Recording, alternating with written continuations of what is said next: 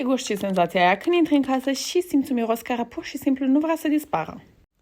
Zona cu pantofii, litiera, zona gunoiului, poate chiar și mașina. E bine, și ce facem? Mergem și dăm cu parfum. Parfumul nu elimină, ci doar ascunde mirosul pentru puțin timp. Așa că am să vă spun ce am descoperit eu. Gama antimiros de la Verador România.